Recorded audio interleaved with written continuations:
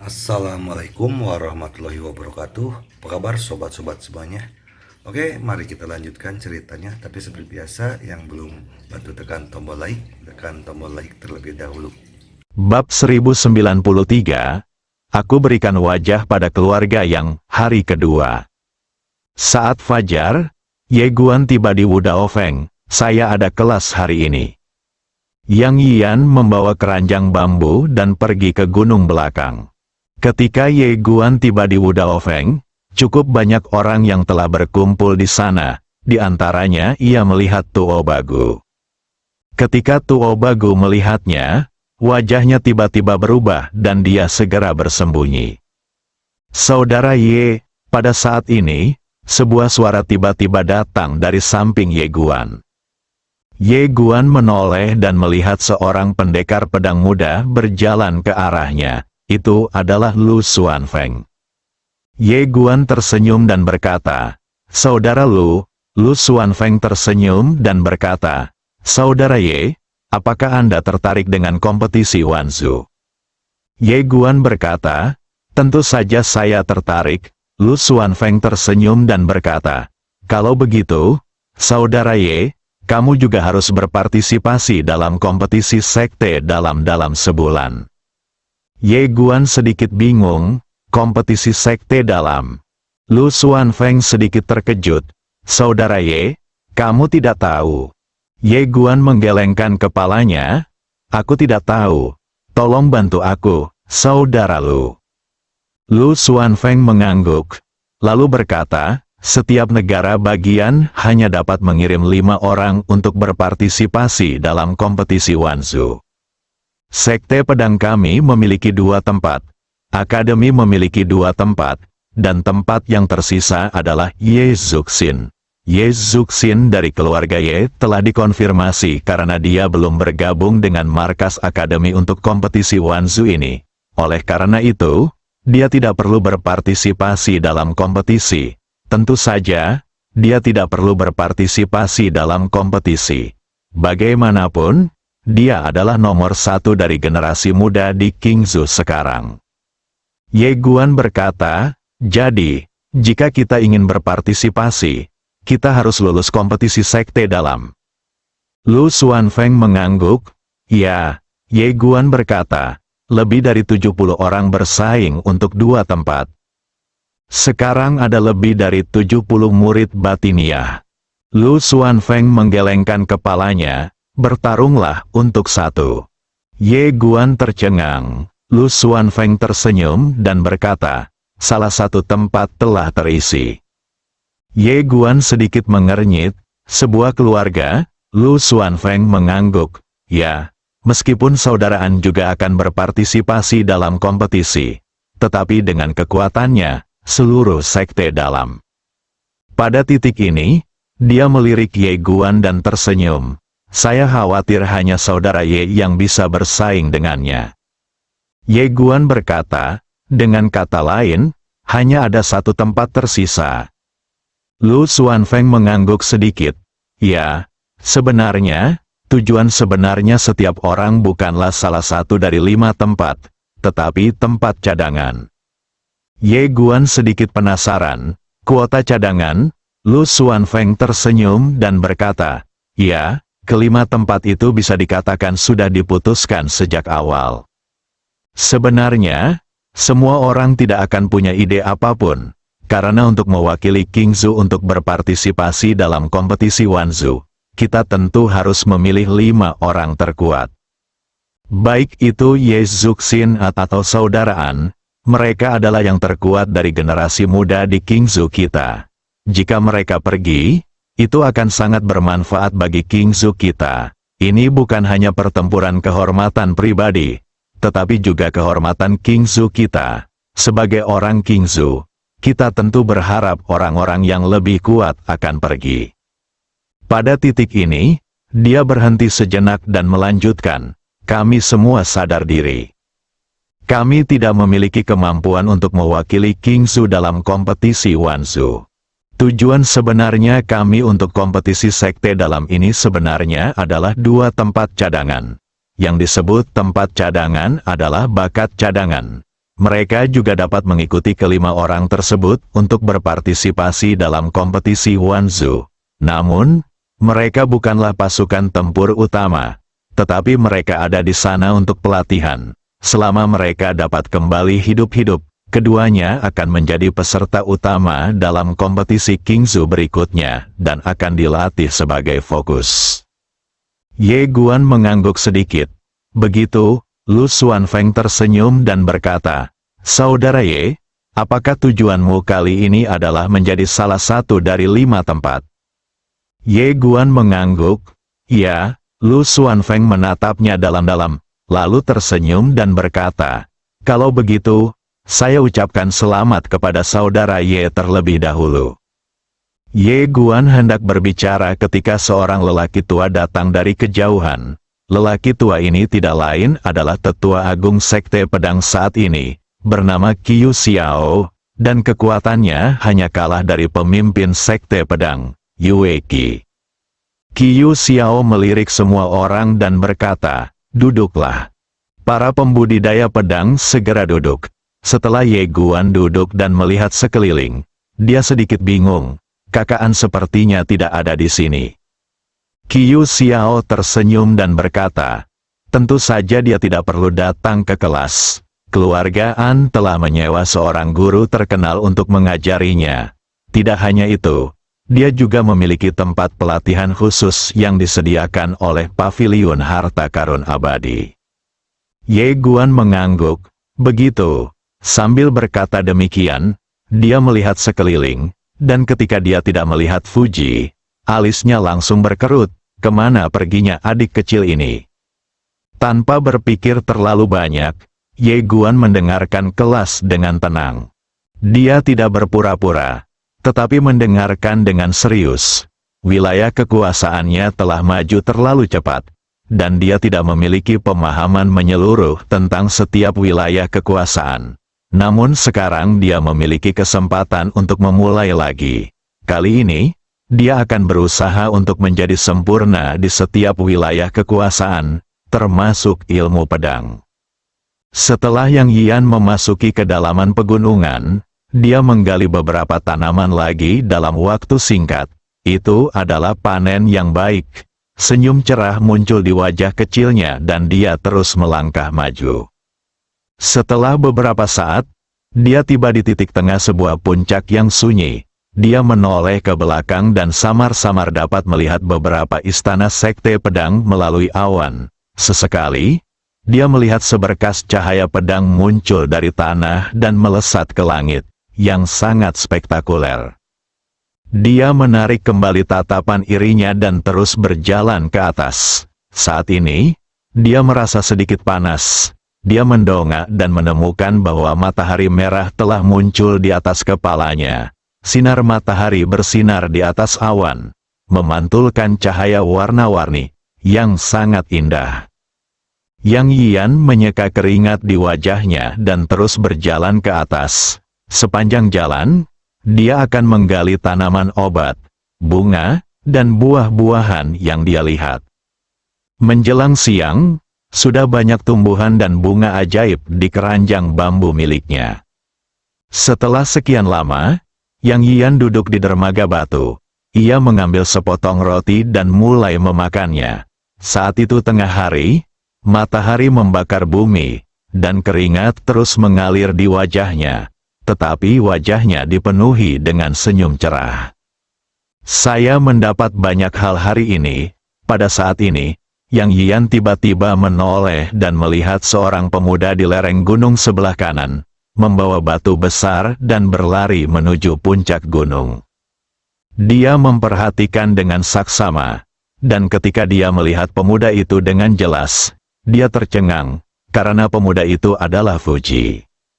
Praktik, Yang Yian menarik kembali pandangannya, lalu melirik keranjang bambu kecilnya dan berkata dengan serius, "Aku juga harus bekerja keras." Setelah berkata demikian, ia mengambil keranjang bambu kecil itu dan meneruskan berjalan menuju puncak gunung. Setelah Ye Guan menyelesaikan kelasnya, dia langsung menuju puncak kultivasi. Setelah menyerahkan kristal roh, dia langsung menuju lantai 9 menara gravitasi.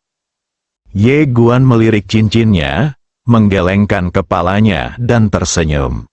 Praktik ini sungguh menghabiskan uang, jika dia terus seperti ini, tidak akan lama lagi dia akan kehabisan uang.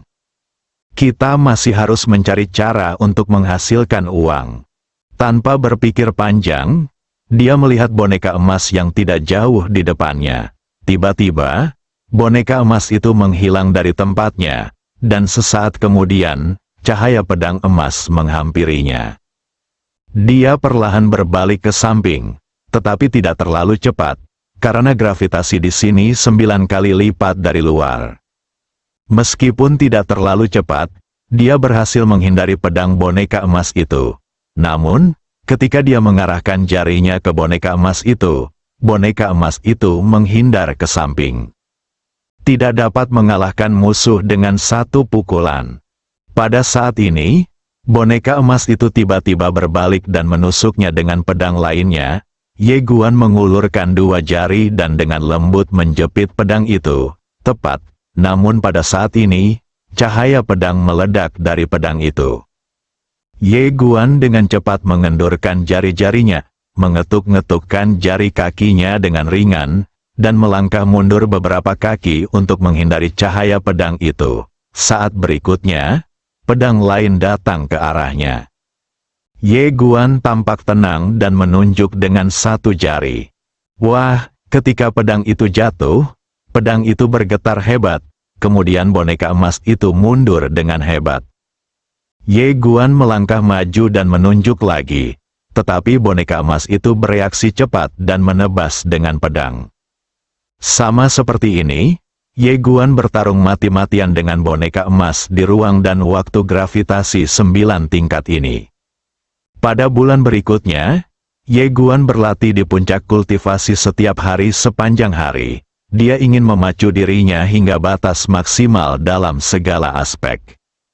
Kali ini, dia ingin dunia pedangnya dan dunianya sendiri menjadi sempurna. Saat Ye Guan berlatih, Yang Yian akan membawa keranjang bambu kecil ke pegunungan setiap hari di siang hari. Pada hari ini, Yang Yian datang ke pedalaman pegunungan. Keberuntungannya tidak terlalu baik hari ini. Pada siang hari, dia hanya menggali beberapa tanaman obat.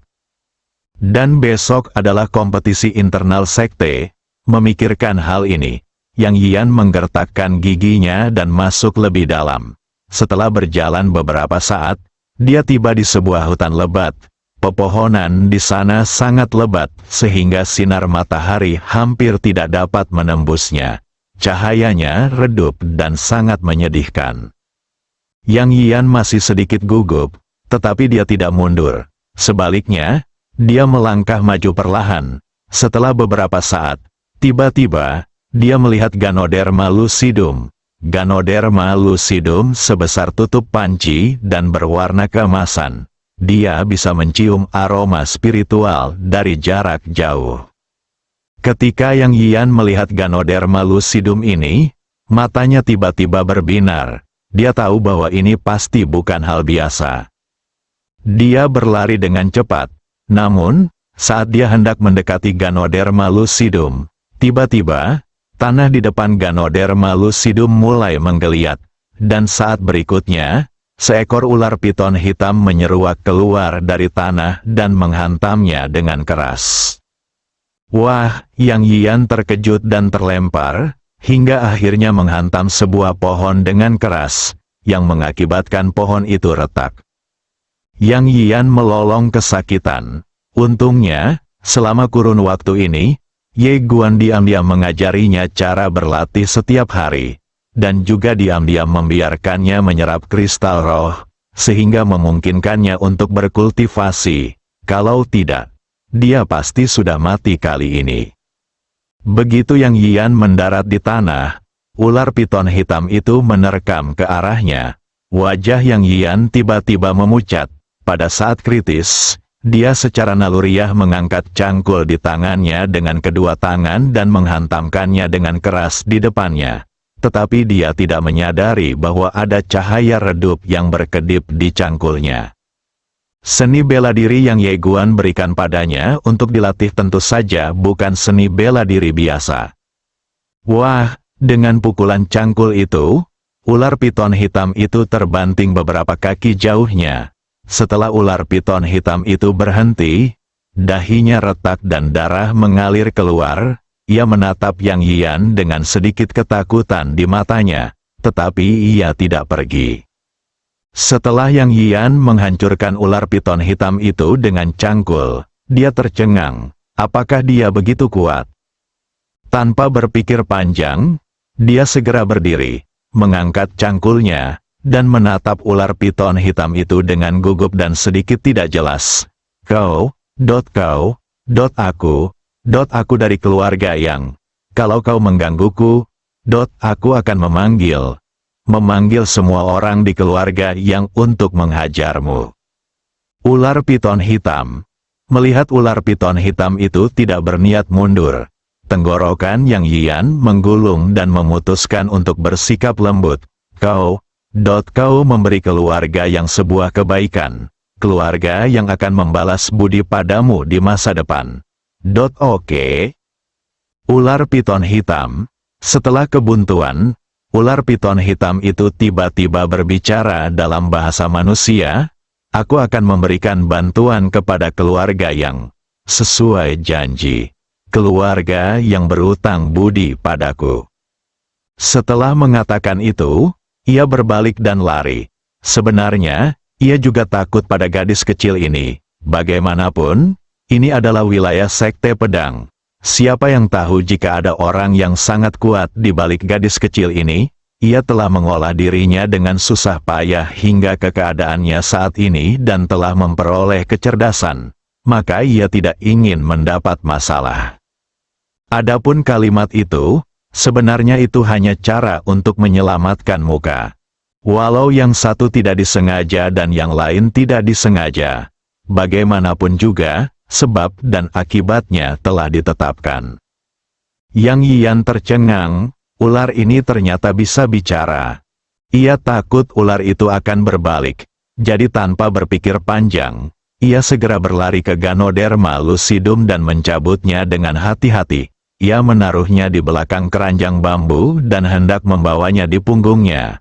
Tetapi tiba-tiba ia tersentak. Ternyata ada luka panjang di punggungnya saat ia menabrak pohon, dan darah mengalir keluar perlahan. Yang Yian tidak peduli dengan hal itu. Dia mengambil keranjang bambu, berbalik dan berlari. Akhirnya, ketika hari mulai gelap, dia berlari keluar gunung dan tiba di aula misi. Dia menaruh beberapa herba yang tersebar dan Ganoderma lucidum berwarna emas di keranjang bambu di atas meja dan menyeringai, "Kakak, berapa harga semua ini?" Di balik meja kasir, jantung wanita cantik itu berdebar kencang saat melihat Ganoderma lucidum berwarna emas. Tetapi ekspresinya tetap tidak berubah dan dia bahkan mengerutkan kening. Melihat ini, Yang Yian tiba-tiba menjadi gugup. "Kakak, ini."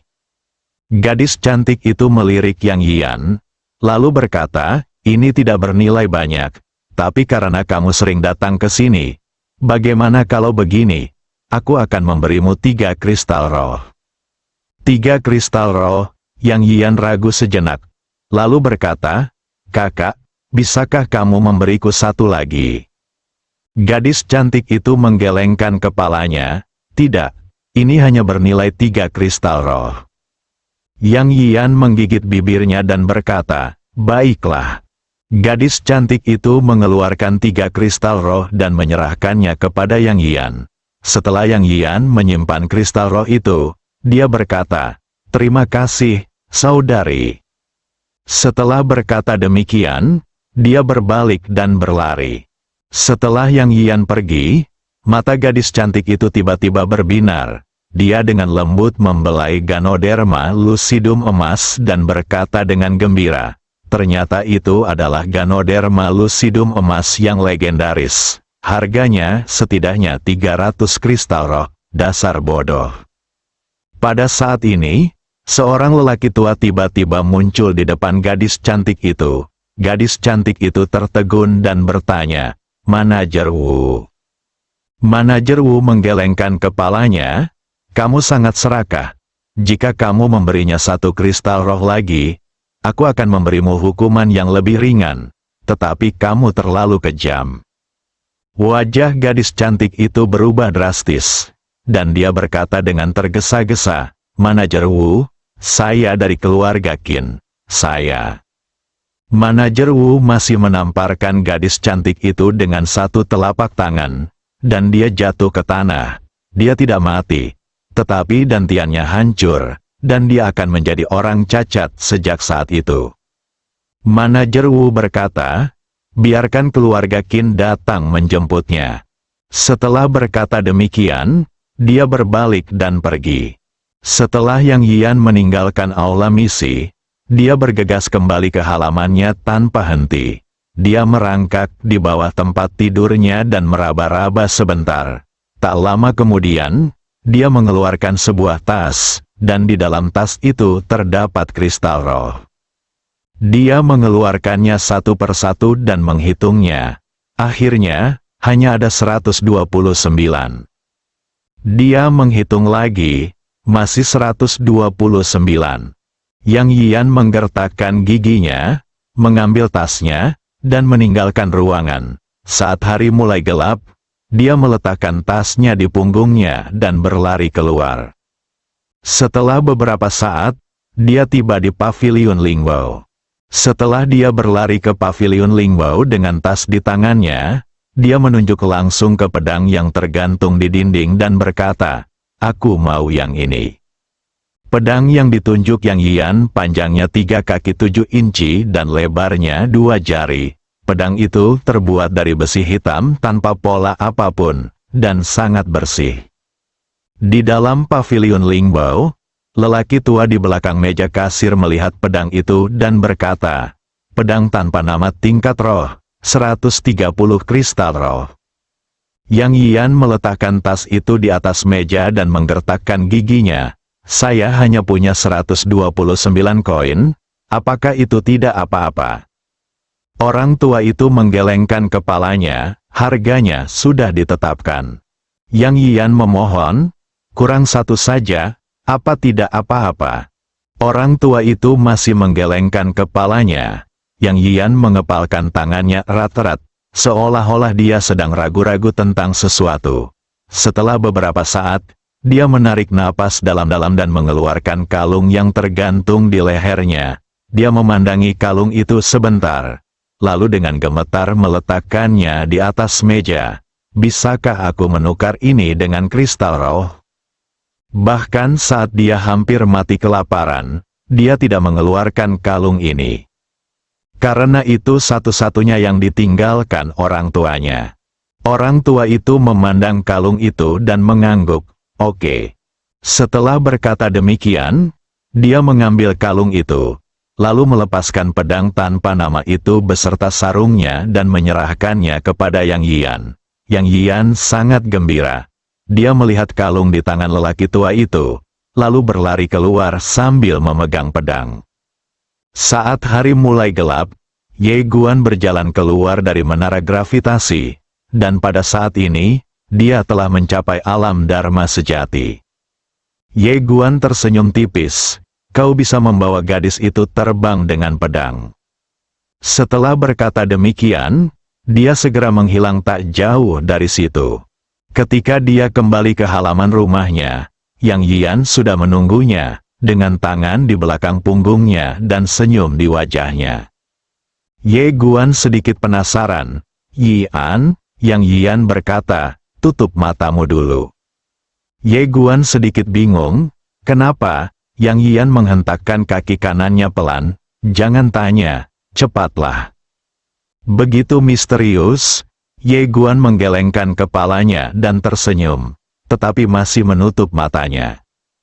Pada saat ini, suara Yang Yian tiba-tiba terdengar dari jarak yang sangat dekat di depannya, buka matamu. Ye Guan membuka matanya. Yang Yian memegang pedang dan menyerahkannya dengan hati-hati. Dia menyeringai dan berkata, ini untukmu. Ye Guan tertegun. Sesaat kemudian, wajahnya menjadi gelap. Dari mana kau mendapatkan pedang itu? Melihat tatapan mata Ye Guan yang tajam dan curiga, senyum di wajah Yang Yian langsung membeku. Pada saat ini, hatinya tiba-tiba seperti ditusuk jarum. Air mata menggenang di matanya. Dia tiba-tiba melemparkan pedang ke tanah dan meraung, "Ya, aku mencurinya. Aku mencurinya. Aku pencuri." Setelah berkata demikian, dia berbalik dan berlari. Ye Guan berdiri di sana dengan linglung. Pada saat ini, manajer Wu datang dari samping. Dia melirik Ye Guan dan berkata, "Tuan Ye, saya pikir Anda tahu." Ye Guan sedikit bingung. "Apa yang aku tahu?" Manajer Wu memberitahu Ye Guan tentang perjalanan Yang Yian ke pegunungan untuk menggali tanaman herbal bulan ini. Ketika Ye Guan mendengar setengahnya, dia tiba-tiba mengambil pedang di tanah, berbalik dan mengejarnya. Bab 1094. Semua yang kulihat adalah perintahku. Tak lama kemudian, Ye Guan menemukan Yang Yian di jalan menuruni gunung. Dia berlari dan menyeka air matanya. Tubuhnya terus-menerus terisak-isak, dan dia jelas sangat sedih. Pada saat ini, Ye Guan berdiri di depannya. Yang Yian melotot padanya, "Apa yang kamu lakukan?"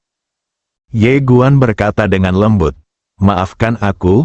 Yang Yian menoleh dan berkata, "Kau tidak perlu meminta maaf.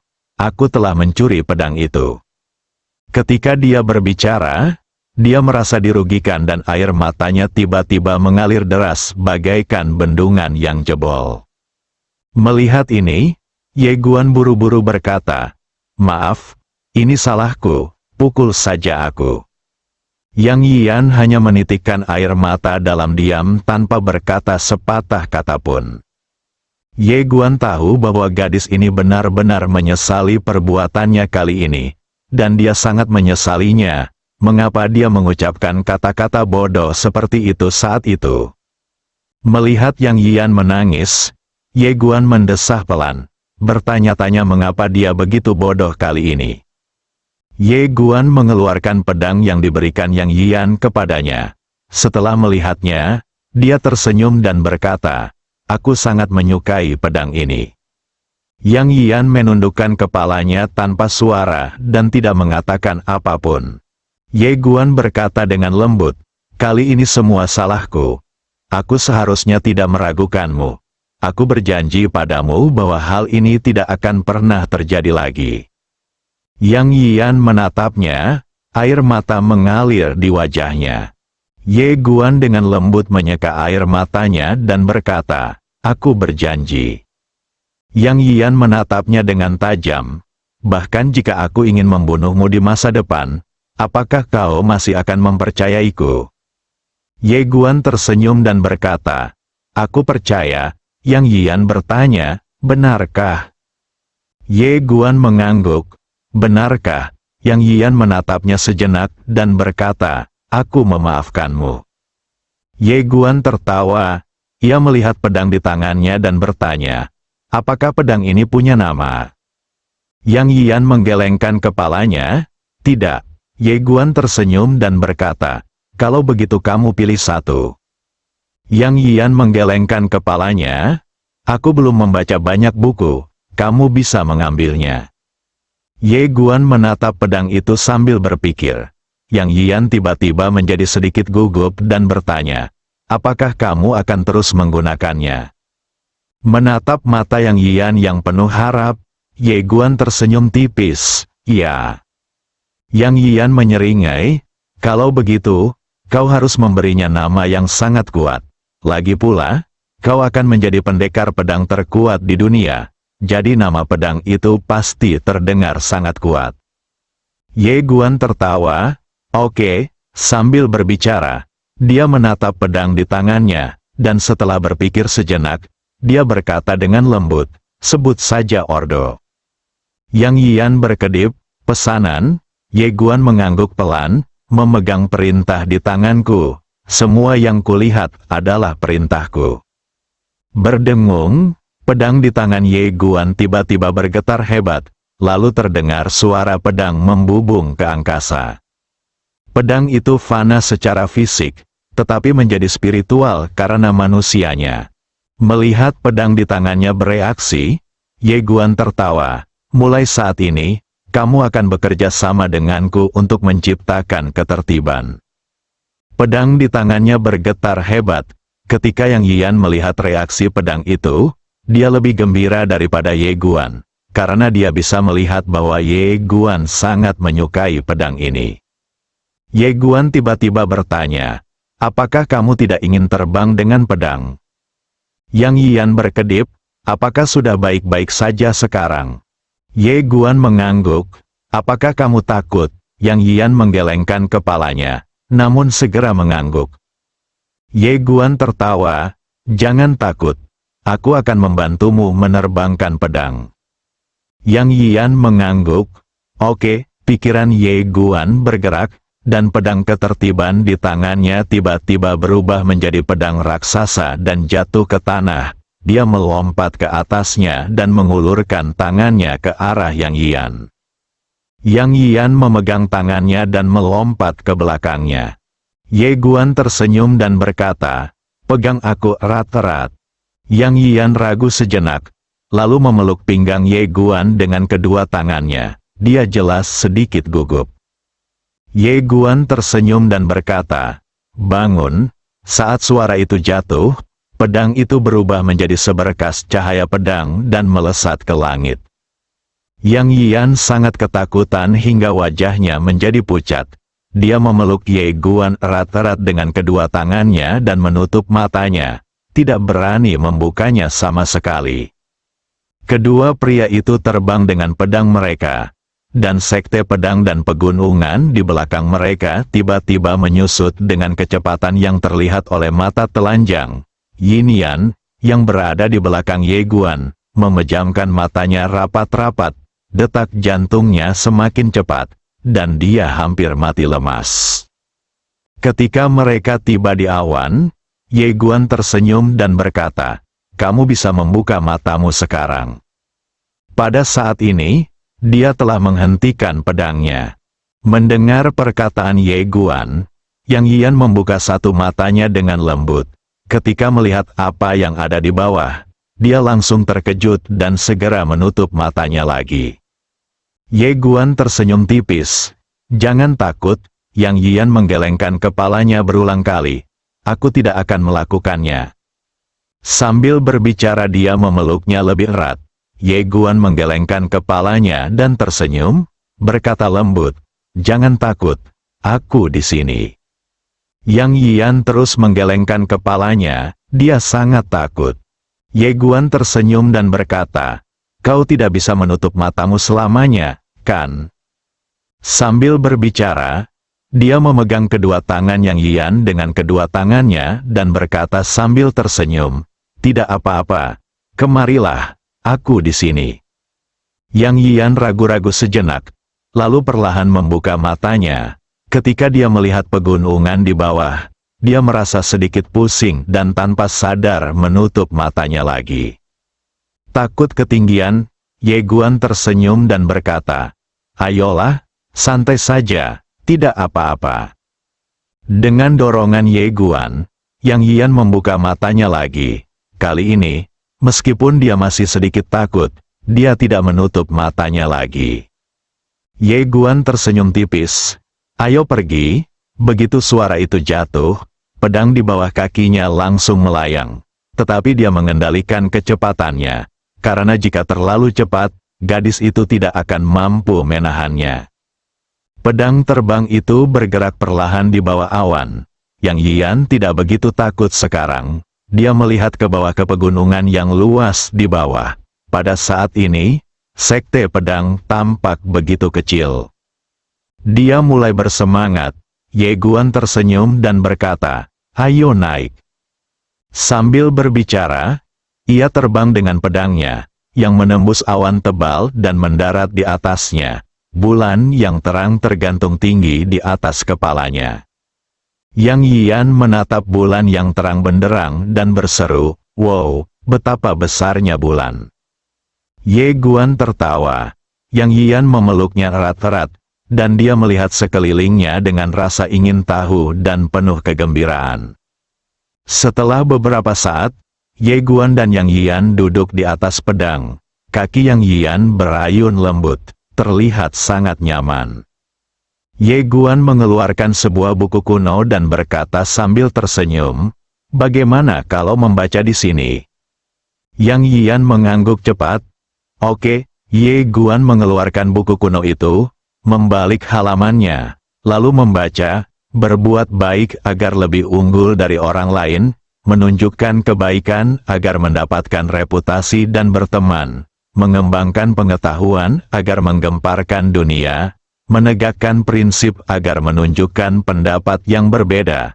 Ini semua adalah tombak dalam pikiran yang baik, duri dalam jalan akal sehat, yang paling mudah dibawa dan yang paling sulit disingkirkan. Anda harus membersihkan ampasnya dan memotong tunasnya, barulah Anda dapat melihat hakikat sejati yang asli. Yang Yian berkedip, "Apa maksudmu?" Ye Guan tersenyum dan menjelaskan, "Ketika Anda melakukan hal-hal baik, Anda selalu ingin mengambil kesempatan untuk mengangkat diri Anda di atas orang lain. Ketika Anda memberi sedikit bantuan kepada orang lain, Anda selalu ingin berteman. Ketika Anda melakukan perbuatan baik, Anda selalu ingin mengejutkan dunia. Ketika Anda membangun integritas moral, Anda selalu ingin tampil beda. Ini adalah kecenderungan buruk dalam pikiran yang baik dan hambatan di jalan menuju kebenaran. Ini adalah yang paling mudah untuk dicampur dan yang paling sulit untuk dihilangkan." Pada titik ini, dia menoleh ke arah Yang Yian dan tersenyum. Sama seperti dalam kultivasi, pikiran harus murni dan pikiran harus jernih. Hanya dengan cara ini kamu dapat melihat hati dan jati dirimu yang sebenarnya. Apakah kamu mengerti? Yang Yian mengangguk, "Tidak begitu mengerti." Ye Guan tersenyum dan terus mengajari Yang Yian membaca, sementara Yang Yian mendengarkan dengan penuh perhatian dan mengajukan pertanyaan dari waktu ke waktu. Di atas awan, di bawah sinar bulan, mereka berdua duduk berdampingan dengan pedang ketertiban, merasa sangat hangat. Dengan cara ini, mereka berdua tidak kembali ke gerbang dalam sekte pedang sampai larut malam. Begitu mereka kembali ke gerbang dalam, manajer Wu muncul di depan mereka. Ye Guan menatap manajer Wu dan bertanya, "Siapa Anda?" Manajer Wu tersenyum dan berkata, "Halo, Tuan Ye, saya Wu Hui, manajer Mission Hall." Sambil berbicara, dia mengeluarkan sebuah kotak dan berjalan ke arah Yang Yian. Dia membuka kotak itu dan di dalamnya ada kalung permata. Yang Yian sedikit bingung. Manajer Wu tersenyum, lalu mengeluarkan cincin penyimpanan dan menyerahkannya kepada Yang Yian. "Nona, beginilah yang terjadi." Sambil berbicara dia menceritakan bagaimana dia telah ditipu. Ketika Ye Guan mendengar bahwa Yang Yian telah menggadaikan satu-satunya kalung peninggalan ibunya untuk membelikannya pedang, hatinya tiba-tiba terasa seperti dipukul oleh palu, dan perasaan menyesal melonjak dari lubuk hatinya seperti air pasang. Pada saat ini, manajer Wu mengeluarkan sebotol obat lain dan menyerahkannya kepada Yang Yian. "Nona, ini khusus untuk penyembuhan. Ini pasti sangat bermanfaat bagi Anda." Terluka, Ye Guan tiba-tiba menatap Yang Yian dan bertanya dengan heran, "Apakah kamu terluka?" Yang Yian segera menggelengkan kepalanya, "Tidak, tidak." Sambil berkata demikian, dia segera melindungi punggungnya. Ye Guan buru-buru berjalan di belakangnya. Ketika dia melihat noda darah yang dalam di punggungnya, wajahnya tiba-tiba menjadi gelap. Dia buru-buru mengambil pil penyembuh dari manajer Wu dan berkata, "Manajer Wu, terima kasih banyak." Manajer Wu tersenyum dan berkata, "Ini masalah kecil, Tuan Ye. Anda harus menyembuhkan gadis kecil ini terlebih dahulu. Selain itu, besok adalah kompetisi sekte dalam. Saya berharap Anda memperoleh hasil yang baik." Ye Guan mengepalkan tangannya dan berkata, "Terima kasih." Manajer Wu tidak mengatakan apa-apa lagi. Dia membungkuk dan berbalik untuk pergi. Ye Guan segera menarik Yang Yian ke dalam kamar. Ia meminta Yang Yian untuk berbaring dan hendak melepaskan pakaiannya. Tetapi Yang Yian segera duduk dan berkata dengan gugup, "Tidak, tidak perlu." Ye Guan sedikit terkejut. Lalu dia mengerti. Dia melotot ke arahnya dan berkata, "Apa yang sedang kamu pikirkan? Ayo, cepat turun." Yang Yian ragu sejenak, lalu berbaring dengan patuh di tempat tidur. Ye Guan dengan lembut merobek pakaiannya, dan melihat noda darah, hatinya tiba-tiba sakit. Dia menarik napas dalam-dalam, menekan emosinya, lalu berbalik dan mengambil baskom berisi air. Setelah beberapa saat, Ye Guan mengeluarkan handuk bersih dan dengan lembut menyeka lukanya. Melihat lukanya yang dalam, tangannya perlahan mulai gemetar. Mendesis, Yang Yian menarik napas. Ye Guan bertanya dengan tergesa-gesa, "Apakah sakit?" Yang Yian menggelengkan kepalanya dan menyeringai, "Lumayan." Ye Guan berkata, "Jangan terlalu keras kepala." Yang Yian menoleh dan menatapnya, tersenyum dan berkata, "Saat aku masih pengemis, aku berkelahi dengan seseorang dan tanganku patah. Apa ini masalah besar?" Ye Guan tetap diam. Yang Yian berkata dengan lembut, "Aku tidak takut sakit. Aku hanya takut lapar. Sebenarnya, aku tidak ingin mencuri barang. Tetapi jika aku tidak mencuri, aku akan lapar. Perasaan lapar itu sangat tidak nyaman." Bersambung.